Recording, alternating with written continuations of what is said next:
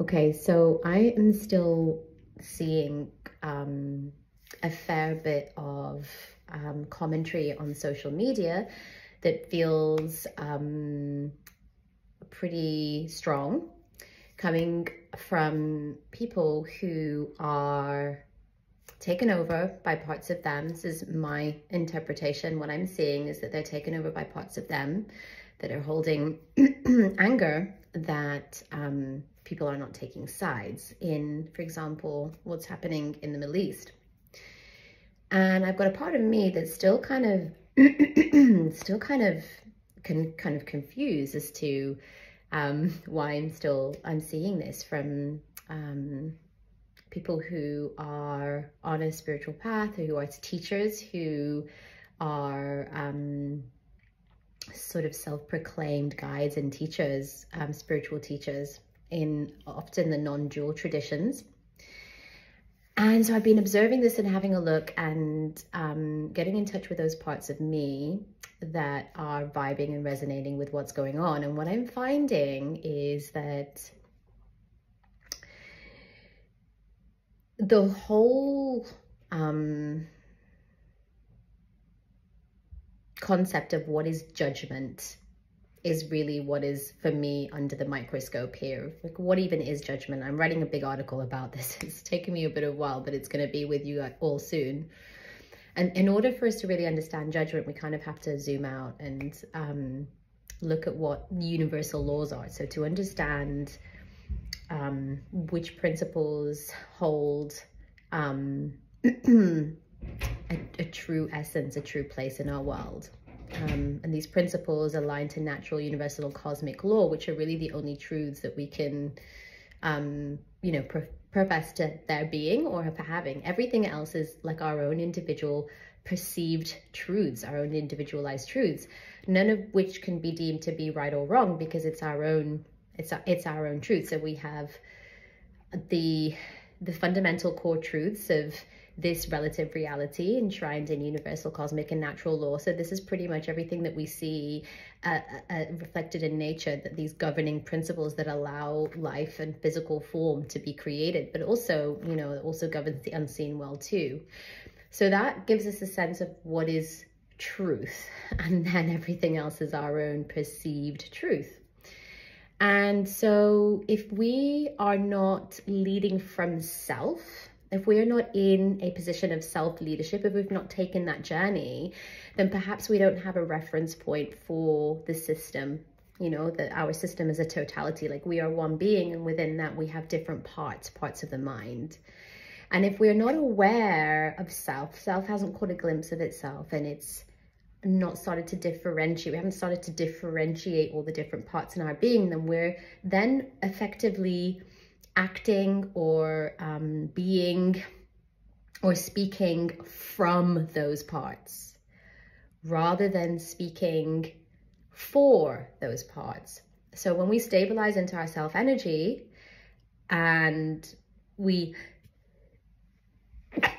excuse me, when we stabilize into our self energy and the truth of who we are is self, and we recognize that actually there are all these other perceived truths of all of these other parts of me that often have completely different perception of what their individual truth is. So the part of me that's angry about what's happening in the Middle East has a whole other belief system, and that is a different sense of truth, or what truth is, to the part of me that, you know, really gets the bigger picture. Maybe, you know, maybe there's a part of me that understands the bigger picture, and you know, doesn't think that any but one person is to blame.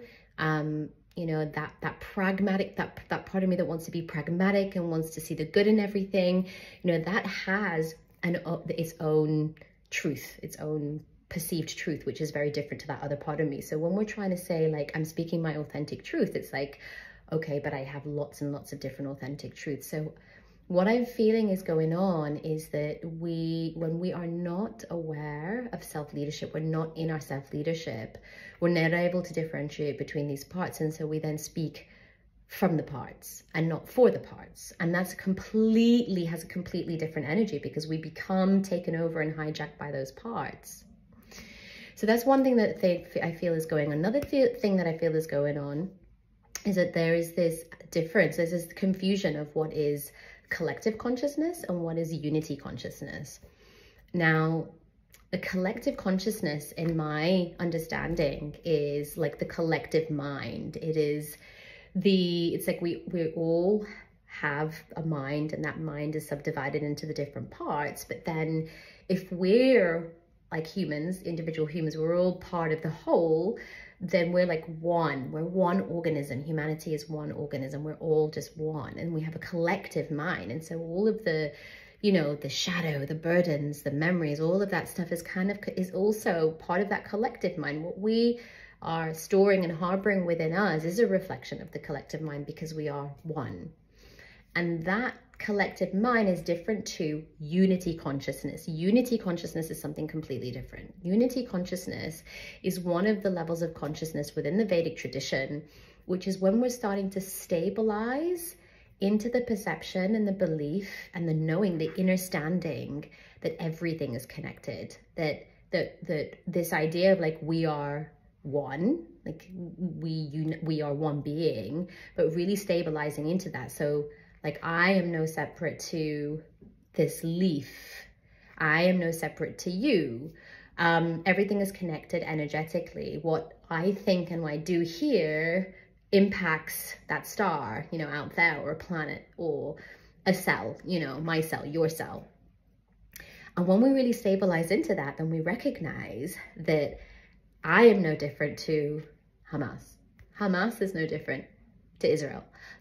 We're here, we're part of one organism. And as we stabilize into that consciousness, we start to see the bigger picture. Like, oh, okay, so this is a play and we're all in it. And there's some sort of a thing where we are experiencing life, we're evolving consciousness. It's happening so that we can grow and evolve together. And we're all coming in and playing these different roles in order for the whole to evolve, or to be in a cycle, or whatever.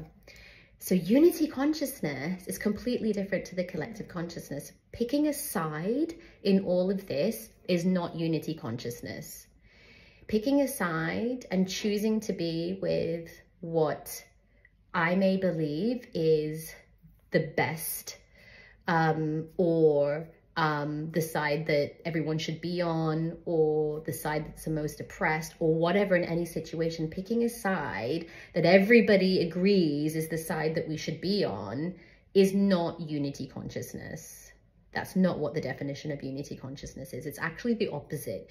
Unity consciousness is when we're stabilizing into the belief that no side is separate from the other.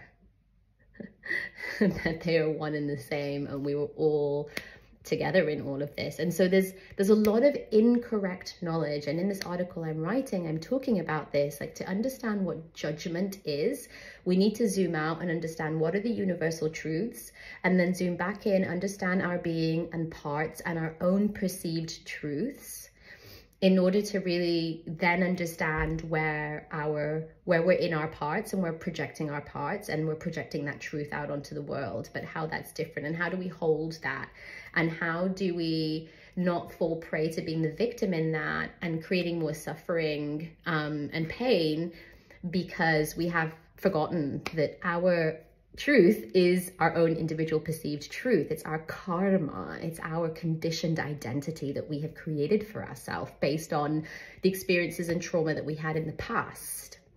And when we start to unravel from that, we dissolve that, we can come back into our self-leadership, and we can be stabilized in our cosmic consciousness and our soul, as soul. So I don't say my soul wants, I talk about I am soul. So soul is stabilized in self-leadership, and I'm able to speak for my parts and talk about my parts that are angry, talk about my parts that want you to pick a side, you know, but then keep doing that U-turn and come to that. And I recognize where that's coming within me. I recognize where there's a part of me that wants you to pick a side and be on this side, because that part of me is so afraid the more people are going to be hurting and more people are going to suffer. And that's really hard for my part to watch and to endure. There's a real there's a completely different charge and texture and fabric to when we speak in this manner from a place of self-leadership. So yeah, there's a lot of really like incorrect knowledge that it's time for us to correct, to come back into our power. And ignorance is not like a bad thing. It's so tainted. You know, we all are ignorant all the time. We have to be. If we were not ignorant, then we wouldn't just enjoy the pizza, as my teacher would say. We wouldn't just enjoy, you know, the cake. We wouldn't just laugh when someone trips over if we weren't ignorant. Like, we have to have a certain level of blurring and ignorance to be able to enjoy that. Otherwise, it's not fun. It's just like, oh, well, the pizza doesn't even exist, you know? It's like meaningless, you know? It's like we're on the extreme end of the non-dual teachings all of the time. Everything is just boring, you know? If I don't really exist, you know, and, you know, my cat dies and I'm like, oh, it's okay, you know, the cat was never alive and never, you know, and doesn't mean anything. It's just not fun, really. And yes, pain and suffering is not fun. It is not fun. But what is fun is to be alive and to be feeling all these emotions.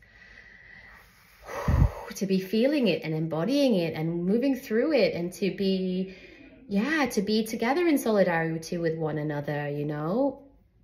So anyway, ramblings on. Maybe that was useful, maybe it wasn't. Maybe you want to share it, maybe you don't. I'd appreciate your comments. Sending you so much love, dear ones. Mwah.